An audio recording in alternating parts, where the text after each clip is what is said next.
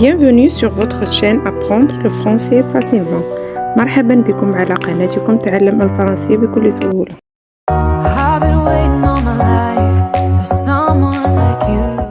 Hansel et Gretel, la deuxième partie. Durant toute la nuit, les deux enfants demeurèrent blottis l'un contre l'autre au pied d'un gigantesque arbre. Le lendemain matin, dès les premières lueurs de l'aube, les deux enfants se mirent en route. Soudain, il aperçut une jolie demeure toute colorée, située au milieu d'une clairière. Hansel s'approcha de la maison, palpa les murs. « Mais c'est une maison faite en chocolat !» s'écria Hansel, en léchant ses doigts couverts de chocolat. « C'est même du très bon chocolat !» renchérit-il. À son tour, Gretel goûta aux délices de la maison. Du chocolat, des gâteaux, des pâtisseries, des bonbons. Que de bonnes choses, ajouta-t-elle. Les deux enfants affamés se mirent à dévorer les murs de la maison. Ils se délectèrent en tant de délices. Quel régal! Un véritable festin, pensait-il. Mais pendant ce temps, une vieille dame observait attentivement Hansel et Gretel. Elle s'approcha d'eux et leur dit d'un ton aimable: « Venez mes chers petits, n'ayez pas peur, vous êtes affamés. Je vais vous préparer un bon déjeuner. » Sans se méfier, les deux enfants suivirent la vieille dame.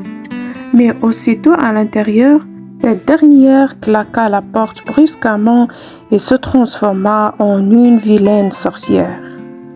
Il dit à Gretel froidement: « Désormais, tu t'occuperas du ménage pendant que moi, je ferai les repas. » De longues journées interminables passèrent. Au fil du temps, Hansel ne cessait de maigrir.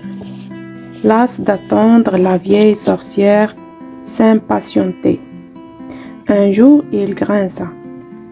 Peu importe qu'il soit gros ou maigrichon, tant pis pour lui.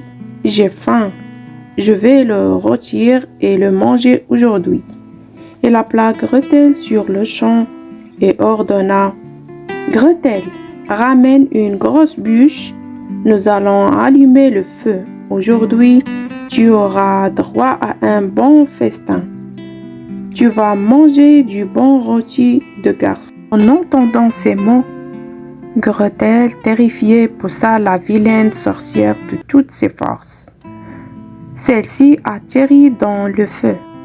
Elle poussa d'horribles cris. Embarrassée de la méchante sorcière, Gretel se dirigea vers la cage où était emprisonné son frère et le libéra. Avant de quitter la demeure de la sorcière, les deux enfants emportèrent les trésors dissimulés dans la cave, puis se sauvèrent à toute allure. Chargés de joyeux, ils marchèrent longtemps avant d'apercevoir enfin la maison familiale. En voyant leur père, furent fous de joie.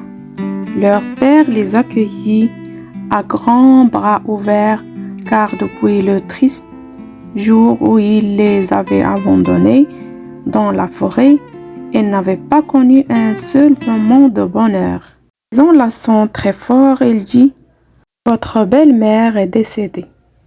Désormais, rien ni personne ne pourra plus jamais nous séparer. Nous vivrons réunis jusqu'à la fin des temps. »